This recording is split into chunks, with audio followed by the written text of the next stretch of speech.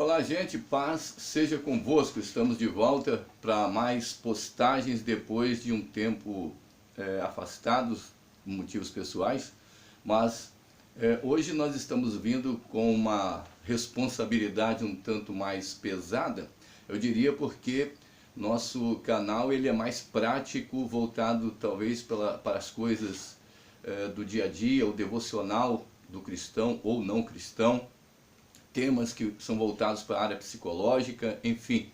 Não nos preocupamos, já que há tantos fazendo isso, com detalhes teológicos, apesar de nós ensinarmos em cursos teológicos, mas não nos preocupamos dentro do canal de agir dessa forma. Todavia, há pessoas que nos fazem perguntas e pedem para que nós gravemos alguma coisa falando sobre isso.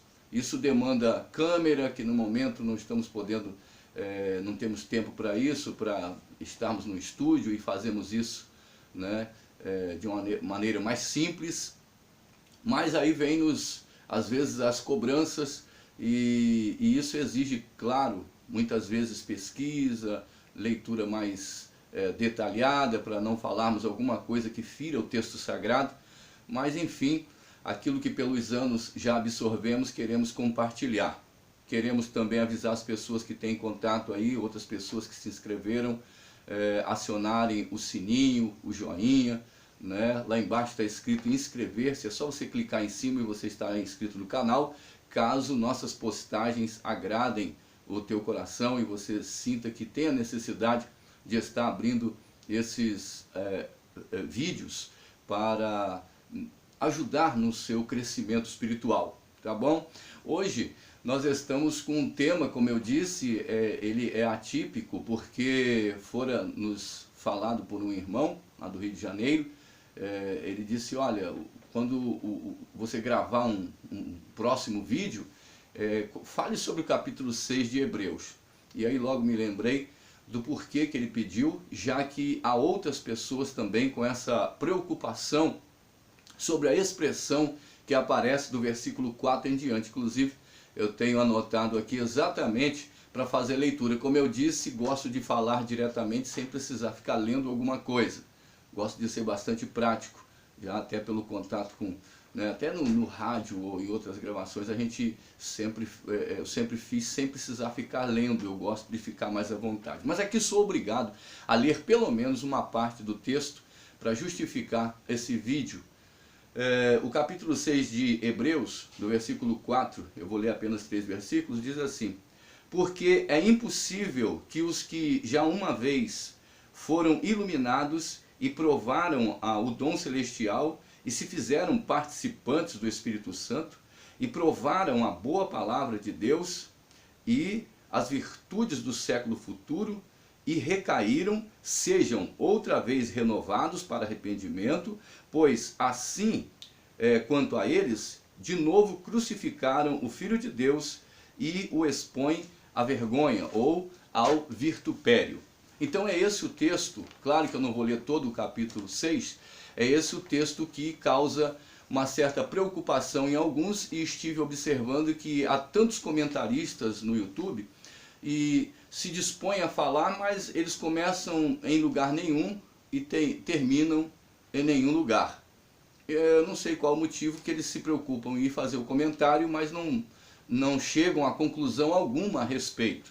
Se nós não conseguimos ter uma resposta, nem é bom gravarmos um vídeo a respeito.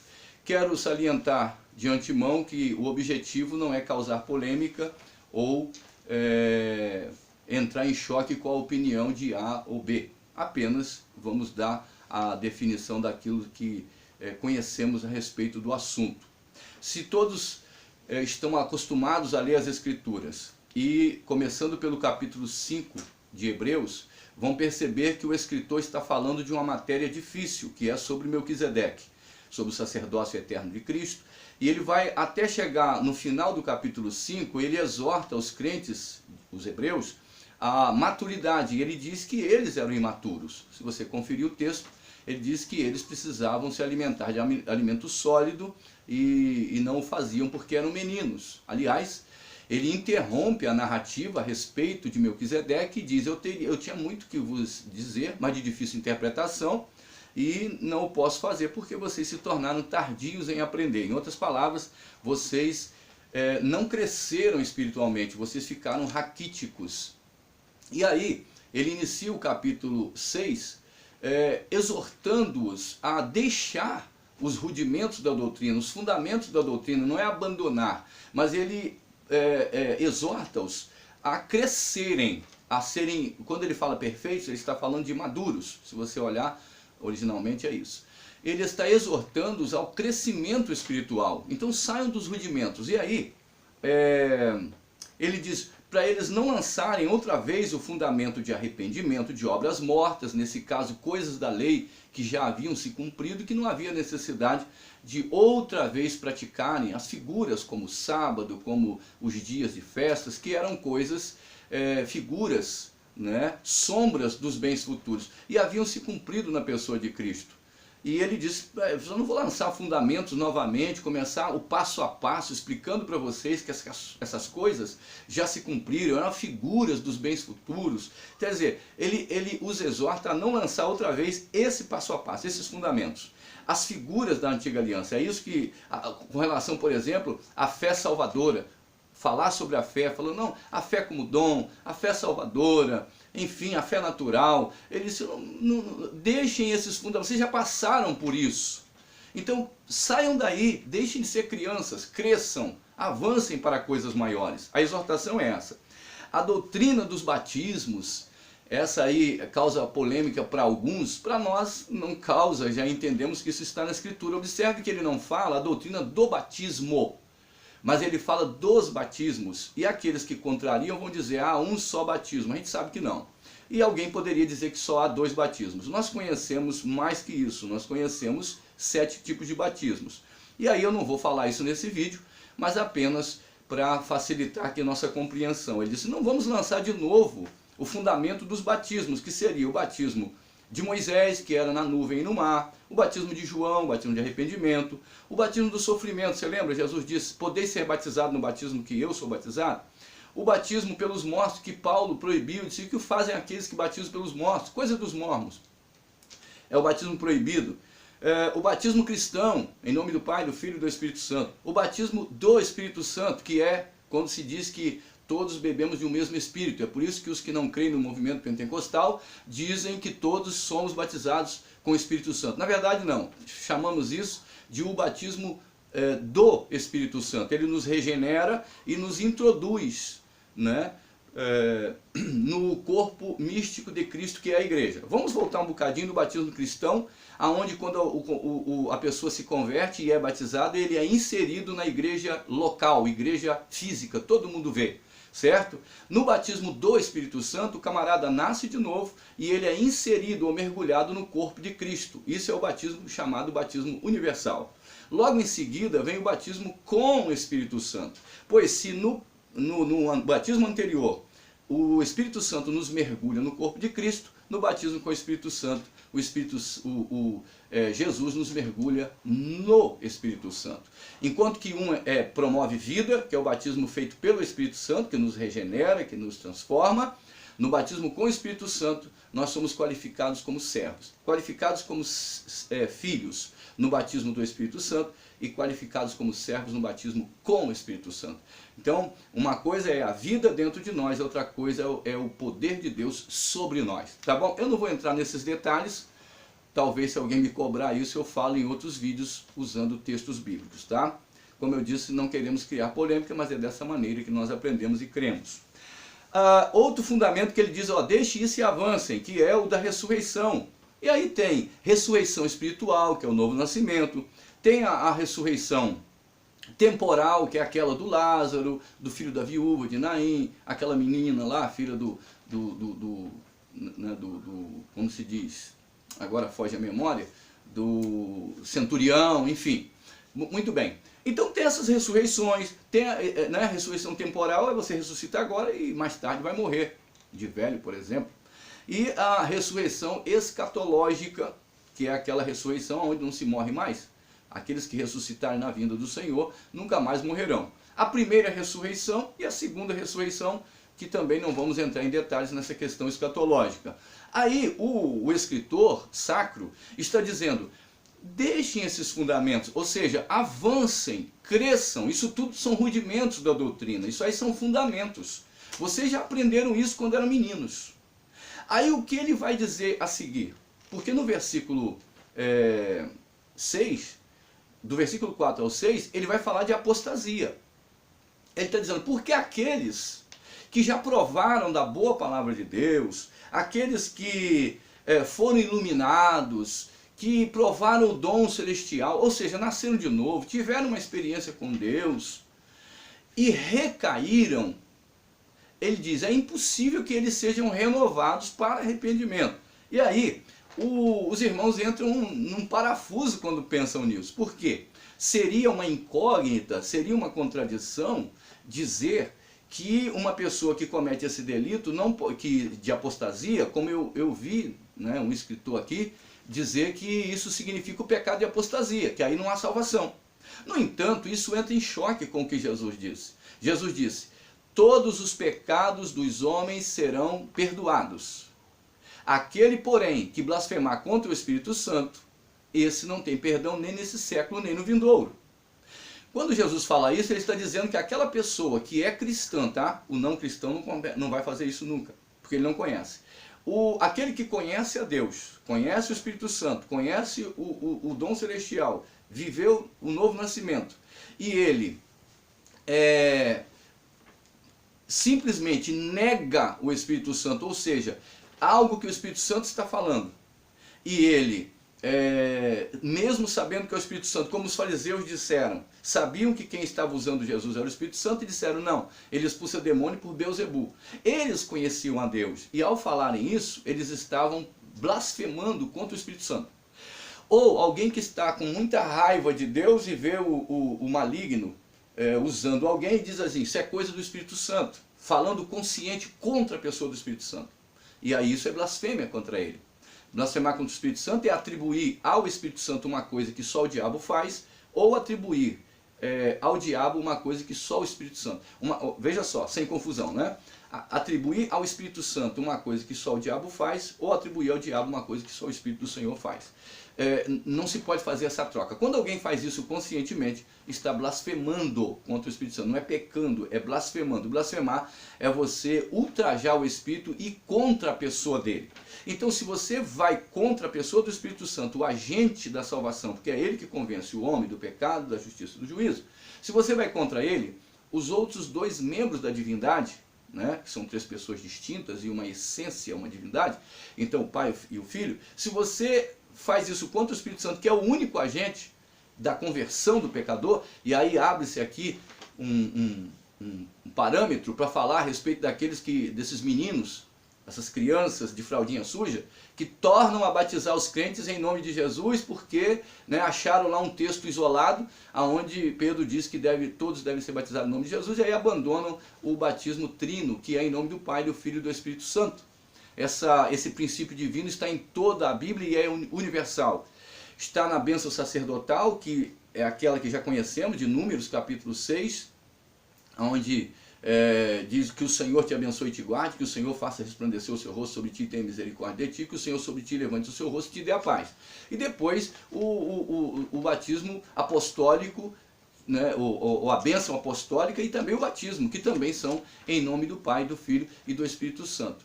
Então, infelizmente, pessoas acabam negando, voltando, tá, ao passado, e começam a fazer práticas inconvenientes, negar a pessoa de Deus com práticas heréticas. Eles abandonam isso e acabam sendo lançadas fora, e não há como escapar. Ou seja, a blasfêmia contra a pessoa do Espírito Santo não tem perdão. Qual é a característica de alguém que blasfemou contra o Espírito Santo? É que ele não sente mais consciência de pecado, tá?